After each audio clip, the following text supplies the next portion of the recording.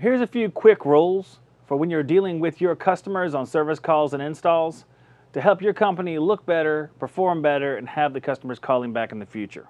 If you run a home service business like painting, contracting, lawn care, or cleaning, your to-do list is endless. From hiring staff to mountains of paperwork, not to mention doing the actual work that pays the bills. Jobber is a mobile and online app that helps you organize your business and look professional. With Jobber, you can quote jobs, schedule your crew, invoice, and get paid all in one place. Try it free today at getjobber.com/shoptalk. First and foremost, whenever you're on a job site, try to keep your language proper.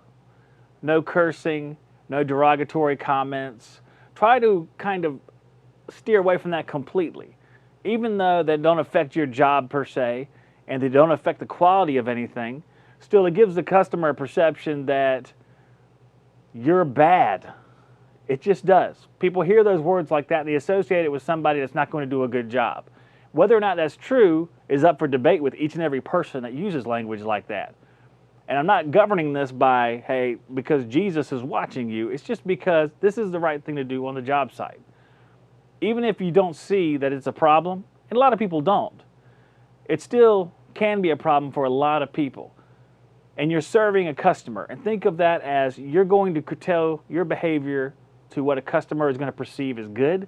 It's going to leave a good impression of your company and leave them calling back for years to come. Another idea that I first did not adhere to, but then later did as my father urged me to, is to dress properly on the job site. Sometimes we have uniforms we wear. We wore uniforms for a while, and sometimes I didn't have a uniform to wear. I just wear regular clothes. Some companies don't require a uniform.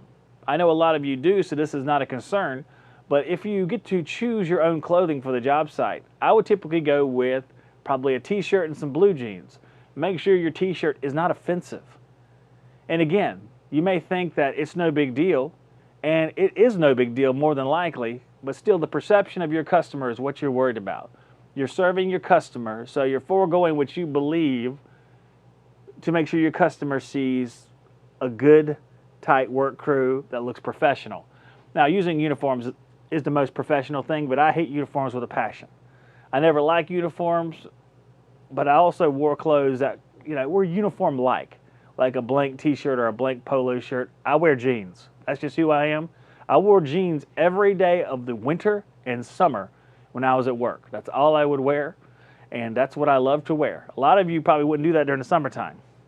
Now, personally, I don't like wearing shorts at work. Each company is different. You may have a company that doesn't care. I never like wearing shorts. For some reason, I thought shorts were unprofessional, and I don't think shorts protect you like jeans or long pants would, because you get into a lot of stuff at our job. You're working outside, you're working near bugs, snakes, and all sorts of stuff. Not that your jeans are going to prevent snake bites, but I do feel a little bit more protected. If I'm crawling through the crawl space, I feel a little bit better with jeans instead of shorts. Now the negative side is, they're hot. But that's the way I am. I got jeans on right now. I've worn them for 3 days. And I feel great about it. No one's looking here in the shop. No one sees my uniform here in the shop, so I can wear what I want. I'm just a jeans guy. I like wearing jeans. That's how I am. Last but not least, the customer should never know what kind of day you're having. They should perceive your day as going just fine, and there should be nothing about your personality, speech, or actions that indicate otherwise. Whatever problems you have in your life, which we have a lot, there's great excuses out there to be sad or mad or whatever, depressed. But when it comes to work, you have to suppress all that stuff and train yourself to appear indifferent to those things. Now, when you get off work, you can go ahead and be sad, angry, go ahead and drink a couple beers, whatever you want to do, punch a wall, throw a cat. I don't know what you do in your spare time. I don't suggest throwing cats. Cats are nice. So, don't be a jerk. All I'm saying is, and it's something you have to train to do, because it's not natural just to sit here and suppress all of your angry and other emotions, but you have to do it for work for the same reason. Customer has to believe that you are professional, has to believe that you're not going to make them uncomfortable, because it's uncomfortable to be around somebody who's exuding those things. And the customer's like, I don't want to call them back. They did okay. I don't want to call them back because it was just weird. It was weird while they were there. They kept talking about their wife. It was strange, or, They kept, cursing and talking about their wife and saying she better be gone by the time I get home. It made me uncomfortable. I'm not calling them back. And that's a real thing. And they may not mention that to you. You just may never hear from them again.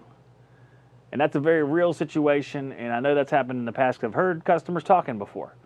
And you don't want to be that guy. And don't talk about other companies. Don't talk bad about other companies.